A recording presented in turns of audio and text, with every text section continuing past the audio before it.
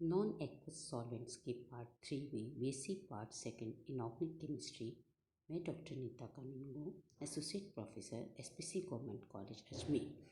आज अपन जब पिछले पार्ट में physical properties of the solvent को स्टडी किया था और उनके इफ़ेक्ट्स को स्टडी किया था।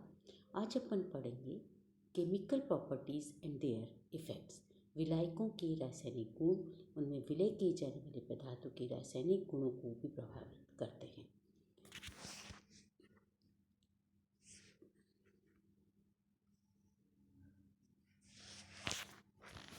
सॉल्वेंट्स जो है केमिकल प्रॉपर्टी जो विलय होता है उसकी प्रॉपर्टी को बहुत इफ़ेक्ट करते हैं। और सबसे इसमें पहला पॉइंट आता है एसिडिक एंड बेसिक प्रॉपर्टी, अम्लीय तथा क्षारीय गुण। पदार्थों की अपन सिंपल बात करें तो पदार्थों की अम्लीय तथा क्षारीय गुण सॉल्वेंट पर निर्भर करते हैं। अम्ल व सॉल्वेंट सिस्टम देखें हम थ्योरी तो हम ये देखते हैं कि विलायकों को धनायन को मुक्त करने वाले पदार्थ, जो पदार्थ ऐसे हैं जो विलायकों के धनायन को मुक्त करें वो अम्ल कहलाते हैं, और विलायक के ऋणायनों को मुक्त करें तो वह पदार्थ क्षार कहलाता है। इसी तरह से ब्रोस्टेन-क्लोरी सिद्धांत के अनुसार एक प्रोटॉन दाता, इसका अपन इस तरह से भी समझ सकते हैं कि एक प्रोटॉन दाता अम्ल है और एक प्रोटॉन पाता यानी एक्सेप्टर क्षार कहलाता है। इस चीज़ को जब अपन एक एग्जाम्पल से स्टडी करेंगे तो ये देखेंगे कि जैसे एसिटिक अम्ल है, यहाँ पर देखिए एसिटिक अम्ल है, ये तीनों विलायक अम्ल, जब विलायक उदासीन है, जब विलायक क्षारीय है और जब विलायक अम्लीय है, इन तीनों में एसिटिक अम्ल का बिहेवियर बिल्कुल अलग अलग हो जाता है। तो ये बहुत अच्छे से क्लियर होती है कि विलायक की प्रकृति पर पदार्थ का अम्लीय व क्षारीय गुण बहुत इफेक्ट होता है। सबसे पहले देखते हैं कि यदि विलायक प्रबल अम्लीय जैसे कि HF है, विलायक प्रबल अम्लीय है और यह प्रबल अम्लीय है तो ये क्या कर रहा है, H आयन तो क्षार ले लेते विलय पदार्थ ने ले लिए, और यहाँ पर जब इसने विलायक के को प्रोटॉन दे देगा तो विलयन में विलायक के ऋणायन की सांद्रता अधिक हो जाती है, जैसे कि फ्लोराइड आयन की सांद्रता अधिक हो गई।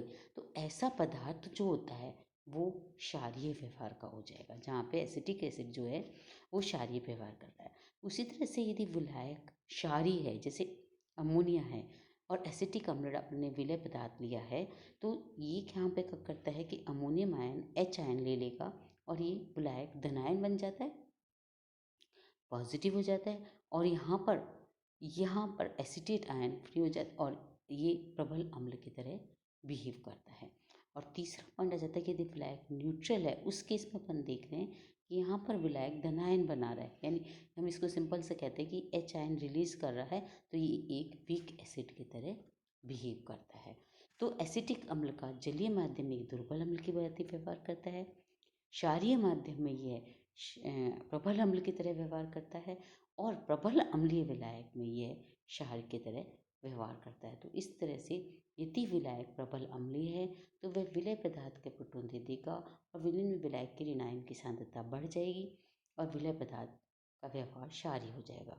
और इसके विपरीत यदि विलायक प्रबल क्षारीय है तो वह एक प्रोटॉन ग्रहण कर लेगा, विलायक धनायन बना लेगा और इस प्रकार विलय पदार्थ का प्रभाव अम्लीय हो जाएगा। तो एक ही विलायक की प्रकृति बदलने पर भिन्न भिन्न तरह से व्यवहार करता है। क्लियर हो गया होगा। इसी का दूसरा एग्जाम्पल लेते हैं एसिटेमाइड। एसिटेमाइड हम देखते हैं कि जलीय माध्यम में यह दुर्बल क्षार की तरह व्यवहार करता है, क्योंकि यहाँ पे ये प्रोटॉन ग्राही हो गया है, प्रोटॉन ग्रहण कर लेता है, और द्रव अमोनिया में ये प्रोटॉन दे देता है, इसलिए ये अम्ल की तरह व्यवहार करता है। तो इस तरह से हम अम्लीय व क्षारीय गुण जो है वो सॉल्वेंट की प्रकृति पर बहुत डिपेंड करते हैं। इसके बाद आता है levelling solvents and differentiating solvents. ये भी एक बहुत इंपॉर्टेंट टॉपिक है, कई बार ये पूछा जाता है कि लेवलिंग और डिफ्रेंशिएटिंग सॉल्वेंट में क्या अंतर है। तो यहाँ हम एक बात करते हैं कि विलायक और उसमें विलय पदार्थ अम्ल या क्षार के सामर्थ्य में बहुत अधिक अंतर नहीं हो तो कई प्रबल अम्ल तथा क्षारों की सामर्थ्य बराबर से हो जाता है। उदाहरणतः अपन देखते हैं जैसे जल है, जल की प्रोटॉन देने का सामर्थ्य अर्थात अम्लीय जैसे HClO4 भी प्रोटॉन देता है, HNO3 भी देता है, HCl भी देता है, पर इनसे तुलना में अत्यंत कम है। अतः इन अम्लों का जलीय विलयन में समस्त अम्ल लगभग पूर्ण रूप से आयनित हो जाएंगे। ये जब जल में करें तो सब पूर्ण रूप में, अर्थात जलीय माध्यम में सभी अम्ल लगभग समान सामर्थ्य वाले प्रतीत होते हैं, क्योंकि जल की प्रोटॉन देने की सामर्थ्य होती है तो ये सब एक से होते हैं। पर चूंकि अम्ल सामर्थ्य में अंतर होता है, कोई स्ट्रॉन्ग है कोई वीक है थोड़ा, तो ये जलीय माध्यम में समान सामर्थ्य पर होने के उपरांत भी ये जलीय माध्यम में समान सामर्थ्य वाले प्रतीत होते हैं, तो हम इन अम्लों को समायनन विलायक या लेवलिंग सॉल्वेंट्स कहते हैं। यानी कि डिफरेंट डिफरेंट एसिड्स हैं, डिफरेंट डिफरेंट स्ट्रेंथ है, बट जल के सॉल्वेंट सिस्टम में ये सब एक से प्रतीत होते हैं, तो इन्हें हम लेवलिंग सॉल्वेंट कहते हैं। इसी तरह से हम क्षार का देख सकते हैं, जैसे NaH, NaNH2 और NaOC2H5, ये जलीय माध्यम में सबकी प्रोटॉन ग्राही एक्सेप्टेंस है, पूर्ण रूप से क्रिया करके विलायक में OH आयन मुक्त कर देते हैं, पर इनके क्षारों का सामर्थ्य अंतर अनन्य होने के बाद भी जलीय माध्यम में समान प्रतीत होते हैं, तो हम इन्हें लेवलिंग सॉल्वेंट कहते हैं। तो उन विलायकों को लेवलिंग सॉल्वेंट कहा जाता है जिनमें भिन्न भिन्न सामर्थ्य वाले अम्ल होने के बाद भी यह क्षार लगभग समान से प्रतीत होते हैं, ये कहलाते हैं लेवलिंग सॉल्वेंट्स। और उसके बाद आता है डिफ्रेंशिएटिंग सॉल्वेंट। उन विलायकों का विषम आयन विलायक कहा जाता है कि जिसमें भिन्न भिन्न सामर्थ्य वाले अम्ल तथा क्षार भिन्न भिन्न सामर्थ्य वाले हो।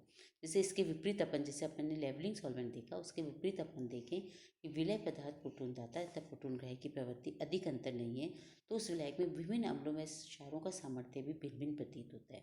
जैसे एसिटिक अम्ल है, जो कि एसिटिक अम्ल जल की तुलना में काफ़ी प्रबल अम्ल है।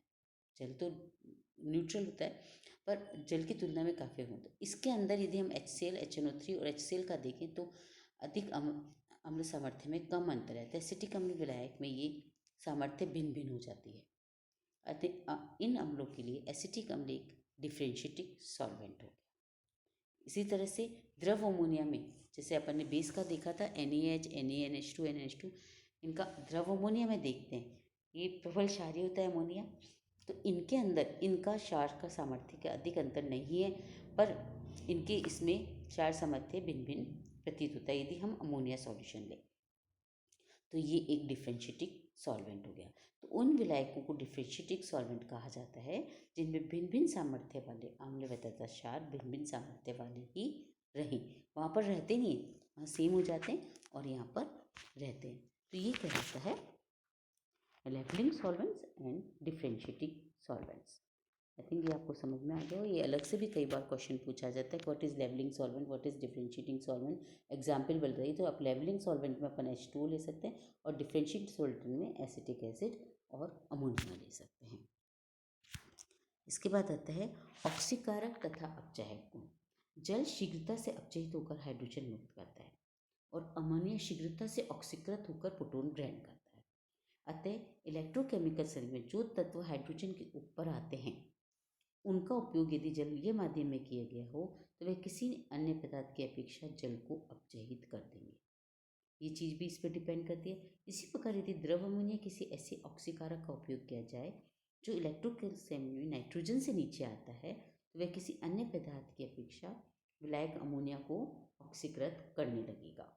अतः विलायक की प्रकृति किसी ऑक्सीकरण अपचयन अभिक्रिया के उत्पादों की प्रकृति को भी प्रभावित करती है। इसके बाद अपन आते हैं उपयुक्त दोनों गुणों को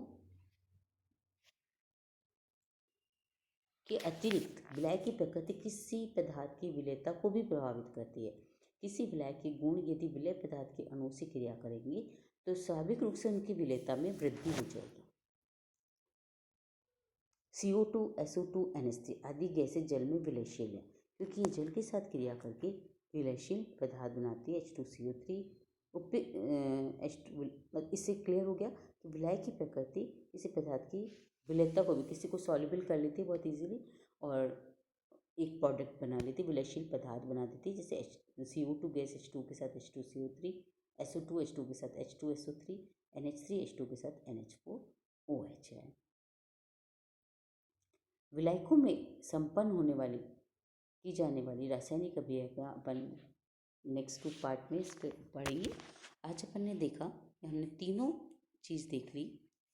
विलायक के अम्लीय व क्षारीय गुण जो चेंज होते हैं, ये बहुत इंपॉर्टेंट है। कई बार पूछा जाता है कि एसिटिक एसिड तीनों तरह से कैसे बिहेव करता है, किस तरह की रिएक्शन में ये अम्लीय व क्षारीय अभिक्रियाएं बताते हैं,